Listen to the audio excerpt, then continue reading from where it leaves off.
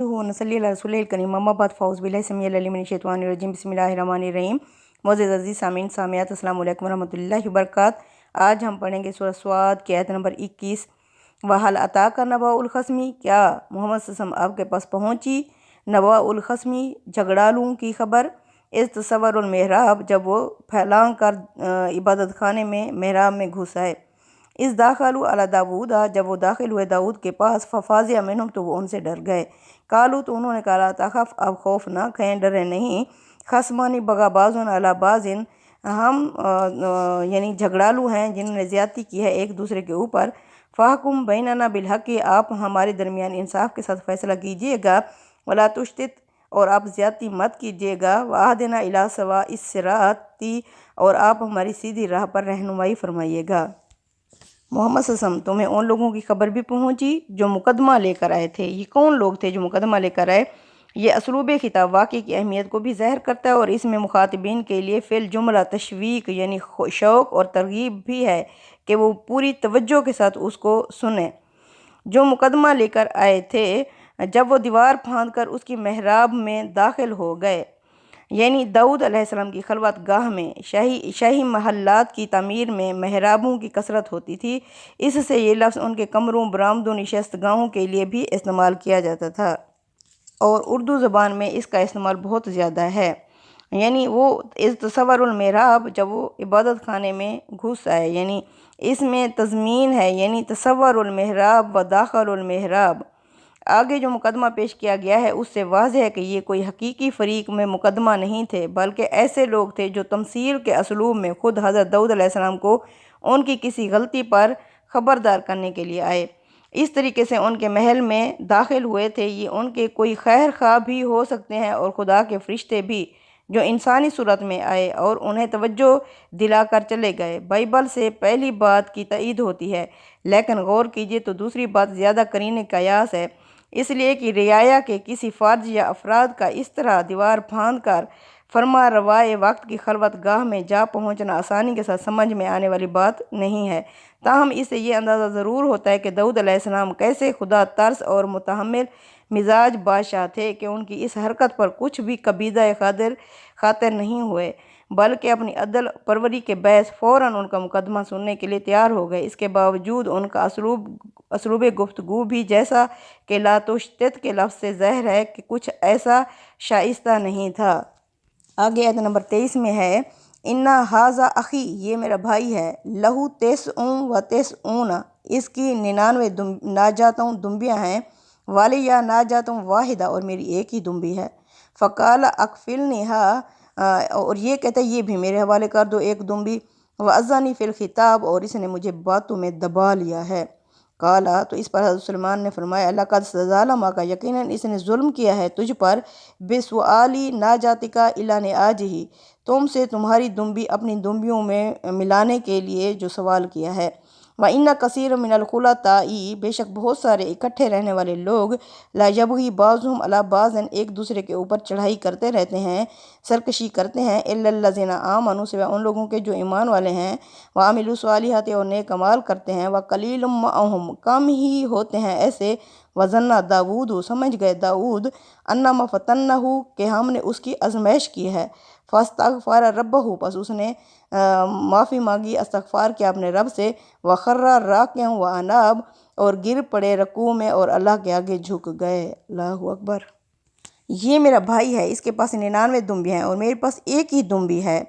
एक यानी उस ज़माने के तमद्दुन में लोगों की असल दौलत भेड़ों और दुम्बियों के रेवड़ ही होते थे। चुनांचे तमसील में उन्हीं का जिक्र किया गया है।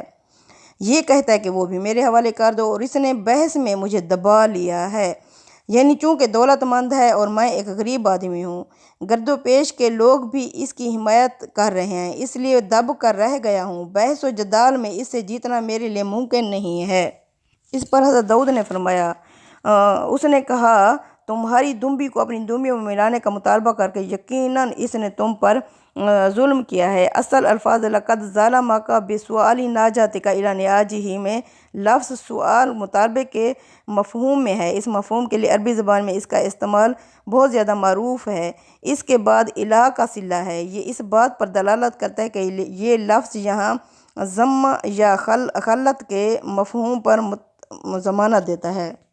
اور واقعہ یہ ہے کہ معاملے کے اکثر شریک اس طرح ایک دوسرے پر زیادتی کرتے ہیں، یعنی اپنے 99 کو 100 بنانے کی فکر میں اس طرح ظلم کے مرتکب ہوتے ہیں۔ اس سے وہی بچے ہوئے ہیں جو ایمان رکھتے ہیں اور اچھے عمل کرتے ہیں، اور ایسے لوگ بہت تھوڑے ہیں۔ اس وقت داؤد کو خیال ہوا کہ یہ تو ہم نے اس کا امتحان کیا ہے، چنانچہ اس نے اپنے پروردگار سے معافی چاہی اور اس کے حضور جھک کر سجدے میں گر گیا۔ اصل الفاظ میں خرّ راکعاً، لفظ خرّ دلیل ہے کہ وہ صرف جھکے ہی نہیں، اس کے ساتھ انہوں نے سجدہ بھی کیا اور پورے دل سے اس کی طرف رجوع ہوا۔ تب اس کی وہ خطا ہم نے معاف کر دی۔ یہ خطا کیا تھی؟ قرآن نے اس کی تصریح نہیں کی، لہٰذا ہمیں بھی اس کو جاننے کے لیے در پہ نہیں ہونا چاہیے۔ ان کے سامنے مقدمہ جس تمثیل، جس مثال کی صورت میں رکھا گیا، اس کی روشنی میں زیادہ سے زیادہ جو بات کہی جا سکتی ہے وہ یہ کہ بادشاہ کی حیثیت سے کسی شخص یا اجتماعی ضرورت کے لیے کسی دوسرے کی ملکیت سے اعراض کرنے کی کوئی خواہش غالباً ان کے دل میں پیدا ہوئی یا ان کی طرف سے ان کا اظہار ہوا، اور اللہ تعالیٰ نے تنبیہ کی یہ صورت پیدا کر دی۔ جس طرح کہ بعض علماء کہتے ہیں کہ یعنی ان کی 99 بیویاں تھیں اور دوسرے ایک سپاہی کی ایک بیوی تھی، تو حضرت داؤد نے ارادہ کیا کہ جب یہ وفات پا جائیں گے تو میں اس کی بیوی سے شادی کر لوں گا، اس طرح میری 100 ہو جائیں گی۔ تو اللہ تعالیٰ نے تمثیل سے یہ مثال سمجھائی، لیکن قرآن نے اس کی کوئی آگے اس طرح کی ایکسپلینیشن نہیں دی۔ نمبر 26 میں اللہ فرماتے ہیں، یا داود انا جعلناک خلیفۃ فی الارض، اے داؤد ہم نے تمہیں زمین میں حاکم بنایا، فاحکم بین الناس، پس تم فیصلے کرو لوگوں کے درمیان، بالحق، حق کے ساتھ، ولا تتبع الہوا، مت پیروی کرو خواہشات کی، فیضلک عن سبیل اللہ، ورنہ تم گمراہ ہو جاؤ گے اللہ کی راہ سے۔ ان الذین یضلون، بے شک وہ لوگ جو گمراہ ہو جاتے ہیں، عن سبیل اللہ، اللہ کی راہ سے، لہم عذاب شدید، ان کے لیے سخت عذاب ہوگا، بما نسوا یوم الحساب، کیونکہ وہ حساب کے دن کو بھول گئے۔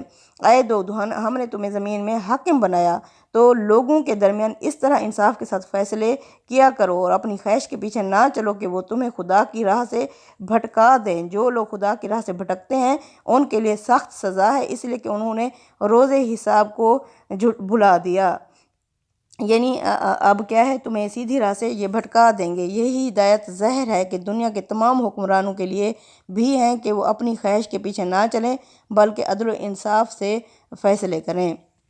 آگے آیت نمبر 27 میں اللہ فرما رہے ہیں، وَمَا خَلَقْنَا السَّمَاءَ وَالْأَرْضَ وَمَا بَيْنَهُمَا بَاطِلًا، یعنی یوم حساب آ کر ہی رہے گا، اور کیونکہ ہم نے نہیں پیدا کیا آسمان اور زمین اور جو کچھ ان دونوں کے درمیان میں ہے باطلا، یعنی خواہ مخواہ عبث یا بے مقصد پیدا نہیں کیا۔ ذَلِكَ ظَنُّ الَّذِينَ كَفَرُوا، یہی گمان ان لوگوں کا رہا ہے جنہوں نے کفر کیا کہ وہ سمجھتے تھے کہ اللہ تعالیٰ نے ان کو خواہ مخواہ پیدا کیا۔ فویل للذین کفروا، پس تباہی بربادی ہلاکت ہے ان لوگوں کے لیے جنہوں نے کفر اختیار کیا، من النار، یعنی وہ آگ میں ہوں گے۔ ام نجعل الذین آمنوا، کیا ہم کر دیں گے ان لوگوں کو جو ایمان لائے، وعملوا الصالحات، اور نیک عمل کرتے رہے، کل مفسدین، فسادیوں کی طرح کر دیں گے، فی الارض، جو زمین میں فساد برپا کرتے ہیں۔ ام نجعل المتقین کل فجار، کیا ہم پرہیزگاروں کو بدکاروں کی طرح کر دیں گے۔ کتاب، یہ کتاب ہے، انزلنہ، جسے ہم نے نازل کیا، الیک، آپ کی طرف، مبارک، بڑی ہی ببرکت کتاب ہے، کس لیے، لیدبروا، تاکہ یہ تدبر یعنی غور و فکر کریں، آیاتی، اس کی آیات پر، ولیتذکر، اور تاکہ نصیحت حاصل کریں، اولو الالباب، اس سے عقل رکھنے والے۔ یعنی ہرگز نہیں، یہ قرآن اسی حقیقت کی یاد دہانی کرتا ہے، یہ ایک ببرکت کتاب ہے جو ہم نے اے پیغمبر صلی اللہ علیہ وسلم تمہاری طرف نازل کی کہ لوگ اس کی آیتوں پر غور کریں اور اس لیے کہ عقل والے اسے یاد دہانی حاصل کریں۔ یہ دلیل بیان فرمائی کہ اگر حساب کا دن نہ آئے تو اس کے صاف معنی یہ ہوں گے کہ یہ دنیا ایک باطل کارخانہ ہے، اس میں کوئی حکمت، کوئی مقصد نہیں ہے، اور اس کا خالق ایک کھلنڈرا ہے جس نے اپنا دل بہلانے کے لیے یہ دنیا بنا دی ہے، جس میں حق اور باطل اور خیر و شر میں سرے سے کوئی امتیاز ہی نہیں ہے۔ اس طرح کی بات ظاہر ہے کہ وہی لوگ کر سکتے ہیں جو یہ فیصلہ کر کے بیٹھے ہوئے ہیں کہ ہر چیز کو مان لیں گے لیکن آخرت کو کسی حال میں نہیں مانیں گے، اگرچہ اس کے دلائل کیسے ہی ناقابل تردید ہوں۔ آگے آیت نمبر 30 میں اللہ فرما رہے ہیں، وَوَهَبْنَا لِدَاوُودَ سُلَیمان، اور ہم نے عطا کیا داؤد کو بیٹا سلیمان، نعم العبد، وہ ہمارے بہترین بندے تھے، انہ اواب، وہ ہماری طرف رجوع کرنے والے تھے۔ اللہ فرماتے ہیں ہم نے داؤد کو سلیمان دیا۔ سلیمان علیہ السلام کا زمانہ سلطنت 925 کاف میم سے لے کر 926 کاف میم تک ہے۔ اللہ فرماتے ہیں ہم نے داؤد کو سلیمان عطا فرمایا۔ یہ ذکر جس طریقے سے ہوا ہے اس سے معلوم ہوتا ہے کہ داؤد علیہ السلام کو وہ خدا کی طرف سے ان کے حسن عمل کے صلے میں انعام کے طور پر دیے گئے سلیمان علیہ السلام۔ اللہ فرماتے ہیں کیا ہی خوب بندہ تھا۔ سلیمان علیہ السلام کے کمال ابدیت پر یہ خود ان کے پروردگار کی طرف سے ایک شہادت ہے کہ اس کے بعد وہ کیا چیز ہے جس کی کوئی بندہ مومن اس دنیا میں تمنا یا خواہش کرے۔ اللہ اکبر۔ وہ ہماری طرف رجوع کرنے والے تھے۔ یہی صفت داؤد علیہ السلام کے لیے بھی بیان ہو چکی ہے۔ اس سے معلوم ہوا کہ اس صفت میں گویا وہ اپنے جلیل القدر باپ کا ہو بہو عکس تھے۔ استاد امام لکھتے ہیں ابدیت کا اصلی جمال اوابیت یعنی جھکنے میں ہے، یعنی بندے کا دل ہر وقت خدا کی طرف متوجہ رہے، اور اگر کبھی کسی سبب سے ذرا بھی غفلت ہو جائے تو اس طرح ٹوٹ کر اپنے رب کی طرف گرے کہ برسوں کی منزل منٹوں میں طے کر لے۔ اللہ اکبر۔ اللہ تعالیٰ کو اپنے بندے کی یہی ادا سب سے زیادہ پسند ہے۔ گناہ سے آدمی جتنا کھوتا ہے اس سے کہیں زیادہ وہ اس سے پا لیتا ہے اگر وہ سچے دل سے گناہ کے بعد توبہ کر لیتا ہے۔ اللہ اکبر۔ اب آگے آیت نمبر 31 میں اللہ بتا رہے ہیں کہ کس طرح باپ بیٹا اللہ کے آگے جھکتے ہی چلے گئے۔ اُرِزَ عَلَيْهِ بِالْعَشِيِّ الصَّافِنَاتُ الْجِيَادُ، جب پیش کیے گئے اس کے سامنے شام کے وقت خوب سدھائے ہوئے گھوڑے۔ فَقَالَ إِنِّي أَحْبَبْتُ حُبَّ الْخَيْرِ عَنْ ذِكْرِ رَبِّي، تو اس پر حضرت داؤد نے فرمایا یہ تو اپنے پروردگار کی یاد سے غافل ہو کر میں مال کی محبت میں لگ گیا، حتیٰ توارت بالحجاب، یہاں تک کہ سورج پردے میں چھپ گیا۔ ردوہ علیہ، فرمانے لگے لاؤ ان کو واپس میرے پاس۔ فطافق مسحم بالسوق والاعناق، پھر لگے مارنے ان کی پنڈلیوں اور گردنوں پر، یعنی وار کرنے لگے۔ یاد کرو جب خاصے کے اصیل اور عمدہ گھوڑے شام کے وقت اس کے ملاحظے کے لیے پیش کیے گئے اور ان کے دیکھنے میں وہ ایسے محو ہوا کہ نماز جاتی رہی، تو اس نے کہا یہ تو اپنے پروردگار کی یاد سے غافل ہو کر میں مال کی محبت میں لگ گیا، یہاں تک کہ آفتاب مغرب کے پردے میں چھپ گیا۔ ان کو میرے پاس واپس لاؤ۔ وہ لائے گئے تو غلبہ حال میں وہ ان کی پنڈلیوں اور گردنوں پر تلوار کے ہاتھ چلانے لگا۔ اللہ فرماتے ہیں یاد کرو اوپر جس طرح حضرت داؤد علیہ السلام کی اوابیت یعنی رجوع کی مثال سے نمایاں کیا ہے، اسی طرح اب یہ حضرت سلیمان کی اوابیت کی مثال بیان ہو رہی ہے کہ جب ان کے سامنے گھوڑے پیش کیے گئے تو وہ ایسے مہ ہوئے کہ سورج پردے میں چھپ گیا۔ میں لفظ طافی کا اشارہ کر رہا ہے کہ یہ غلبہ حال ہی کی ایک صورت تھی۔ اس طرح کی کیفیت نبی کریم صلی اللہ علیہ وسلم کی وفات کا سن کر حضرت عمر رضی اللہ تعالیٰ عنہ پر بھی طاری ہو گئی تھی۔ قرآن نے یہ واقعہ جیسا کہ اوپر بیان ہوا ہے سلیمان علیہ السلام کے جوش و انابت اور غلبہ اوابیت کے اظہار کے لیے سنایا ہے، اور اس لحاظ سے یہ بلا شبہ ایک شاندار واقعہ ہے۔ اس سے دین اور شریعت کے اصول اور ضوابط عکس کرنے کی کوشش نہیں کرنی چاہیے۔ سلیمان علیہ السلام کی جب عصر کی نماز قضا ہو گئی، یہاں تک کہ سورج پردے میں چھپ گیا، انہوں نے کہا ہے کہ میرے گھوڑے واپس لاؤ، اور پھر انہوں نے ان کو ذبح کر ڈالا کیونکہ مال کی محبت میں ان کی نماز ضائع ہو گئی جاتی رہی۔ نمبر 34 میں اللہ فرما رہے ہیں وَلَقَدْ فَتَنَّا سُلَيْمَانَ وَأَلْقَيْنَا عَلَىٰ كُرْسِيِّهِ جَسَدًا ثُمَّ أَنَابَ، ہم نے سلیمان کو ایک اور آزمائش میں بھی ڈالا تھا اور اس کے تخت پر ایک دھڑ کی طرح ڈال دیا تھا، پھر اس نے رجوع کیا۔ یہ کیا تھا جو ان کی اس میں کرسی پر ایک دھڑ ڈال دیا، یعنی ایسا بے بس اور غم زدہ بنا دیا تھا کہ اس کے تخت پر گویا صرف ایک جسم پڑا ہو کر رہ گیا جس میں سے روح نکل گئی تھی۔ یہ ان حالات کی طرف اشارہ ہے جب دشمنوں نے یورش کر کے ان کے بیشتر علاقے چھین لیے اور باقی مقامات پر بھی ایسی گڑبڑ پھیلا دی تھی کہ نظم حکومت بالکل درہم برہم ہو کر رہ گیا تھا، یعنی ڈیفالٹ کر گیا تھا۔ تاریخوں سے معلوم ہوتا ہے کہ حضرت سلیمان اس زمانے میں اپنے دارالحکومت میں بالکل محصور اور مجبور ہو کر رہ گئے تھے۔ قرآن نے اس پوری صورتحال کو کمال بلاغت کے ساتھ ایک جملے میں سمیٹ دیا ہے کہ ہم نے سلیمان کو اس کے تخت پر ایک دھڑ کی طرح ڈال دیا تھا۔ پھر انہوں نے ترقی کیسے کی، وہ اس ڈیفالٹ سے کیسے نکلے۔ اللہ فرماتے ہیں ایسے حالات میں وہ مایوس نہیں ہوئے، بلکہ یہ خیال کر کے کہ شاید کسی غلطی پر ان کی پکڑ ہوئی ہے، وہ توبہ اور استغفار کے لیے اپنے پروردگار کی طرف متوجہ ہو گئے۔ اسی طرح اب ہمارے ملک کے بھی حالات ایسے ہی ہیں۔ جب یونس علیہ السلام کی قوم نے توبہ کی، اللہ نے ان کو پھر ایک موقع اور دے دیا۔ اسی طرح توبہ کرنے سے اللہ تعالیٰ کھڑا کر دیتا ہے، ایک موقع اور دے دیتا ہے۔ ہم پوری قوم مل کے اپنے ملک کے لیے توبہ استغفار کریں تاکہ اللہ تعالیٰ فسادیوں کو ہمارے ملک سے پاک کر دے اور ہمارا ملک بھی ڈیفالٹ ہونے سے بچ جائے اور اپنے پاؤں پر کھڑا ہو جائے، کیونکہ یہ ہماری غلطیوں اور ہمارے گناہوں کی سزا ہے جس کی وجہ سے ہم اس حالت میں ہیں۔